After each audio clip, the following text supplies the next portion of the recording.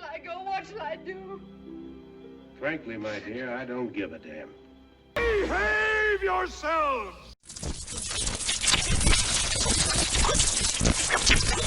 Hello YouTubers out there, this is Jerry Saravia at the movies. So today we're talking about a film that is probably not very well known, and it's one of those, you could say, anti-discrimination type pictures that were made back in the day, in the 1950s, and this one is called All the Way Home. And I'm always interested in learning about racism in particular during the 1950s, a era that a lot of people look at nostalgically, but of course there was turbulence. One of the things being so turbulent, of course, is racism, and in particular about neighborhoods where a black family would move in and cause a rift, and so on and so forth. So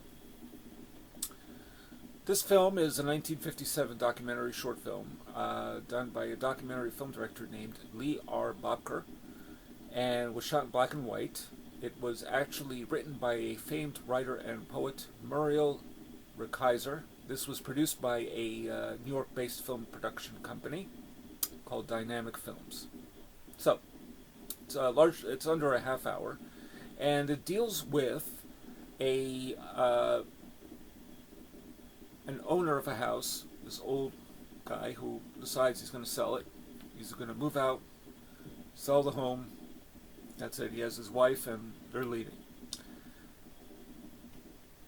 One of the people that comes by to inquire about the home is a black person. And immediately you see from the point of view of the neighbors, they say, oh my God, wait, he's not really going to sell it to them, is he?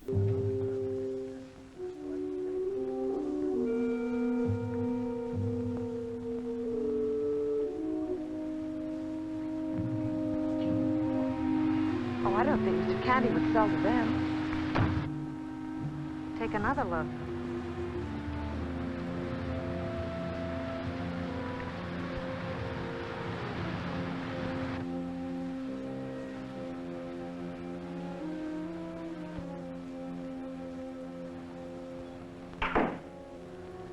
Well, I know what I'm going to do. I'm going to get Dick on the phone right away.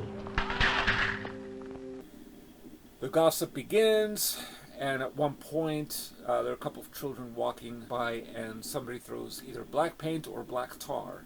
I imagine it was black tar because it looked like it was real hard to get off. Not that black paint is any easier, but I wasn't clear on that. But they throw it at their home, and because word has gotten around town, including with the real estate broker and so on and so forth, that this man is going to sell it, presumably to a black family, this home. So, there are issues that people have in terms of we don't want undesirables in our neighborhood, and that's the word, undesirables.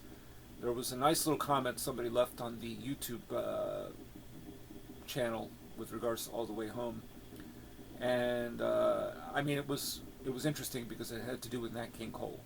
And Nat King Cole had moved into a largely white neighborhood, and somebody came up to his house and said, and I guess he was the only black person in the neighborhood, of course, and said, we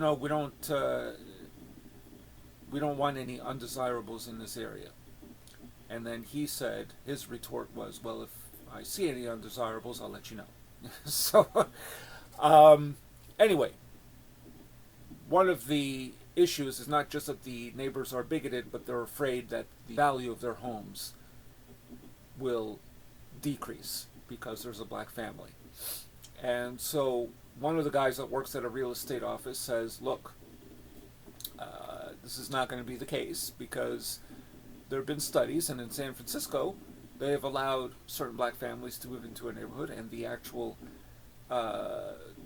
value of their homes goes up. It doesn't go down. So that's their, so largely by the end of the picture, it's all exclusively economic. But the real reason also is that they don't want undesirables in their community. So the home thing is the economic capitalist endeavor type situation. But the rest has to do with being bigoted. And I wanted to share this because I wanted to talk about a personal situation that didn't have to do with buying a home, but it was about renting an apartment. So back in 1980, I lived in Queens, New York, specifically Fresh Meadows, New York, and I lived there from 1980 to 89, and largely white, predominantly white, Jewish neighbors. There was an interracial couple that lived downstairs from us. We lived in a 3-story apartment building, and so we were on the top floor. And there was a guy who had been a singer, doc, for God, I forget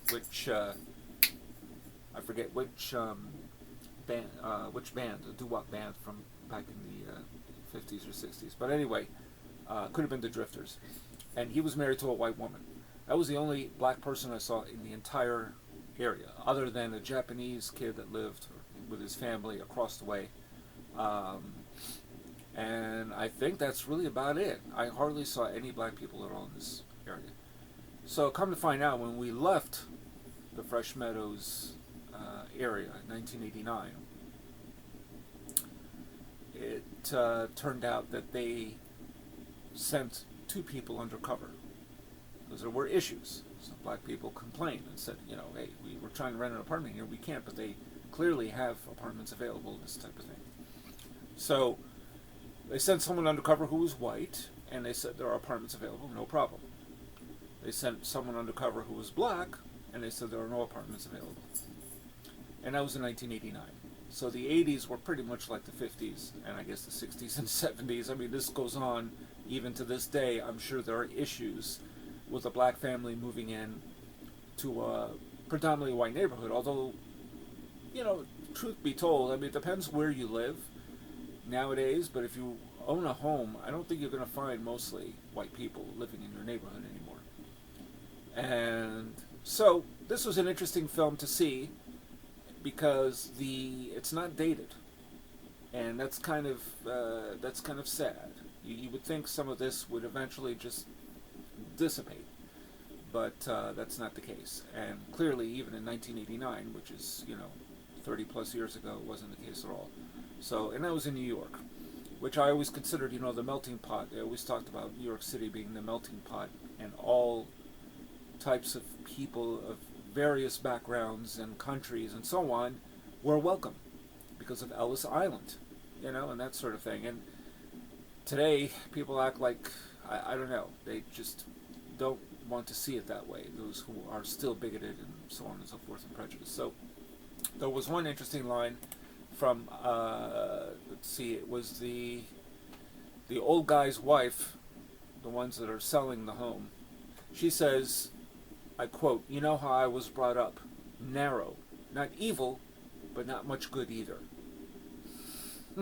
So she knows, and there are all sorts of comments here about people who have been through the same thing, their parents selling their home and causing all sorts of problems because they sell it to a black family. So, interesting film, worth checking out. All the Way Home, 1957 film. Practically a documentary, although mostly it's actually pretty well acted. So it's not technically a documentary, more like a little docu-drama, sort of. And it's worth checking out, from 1957. It's on YouTube, 28 minutes long. So check it out. That's all I got to say about that. Thank you for the subscribers. I think I've gotten 14 new subscribers in the last 2 months. Not bad. My French Connection video went through the roof in terms of views, at least for me. I usually don't get over 1,100 views that quickly in a few days. It almost never happens. So that's good. It occurred to me I probably should have shown the clip from French Connection, but you know how people are. You see something like that and they hate you for putting it, and otherwise there's also copyright issues. But anyway, so there you go. So those are my thoughts on that. And if you have any thoughts about discrimination, prejudice, bigotry, particularly in neighborhoods, all white neighborhoods, if you have any stories about such a thing, even most recently, please share. Let me know what you think. Let me know what you think of this documentary. Worth checking out. And I think that's all I got to say about that. This is Jerry Saravia at the Movies, signing off. No, Jim. You're wrong there. What I do isn't nearly as important as what you do. That's what this is all about tonight.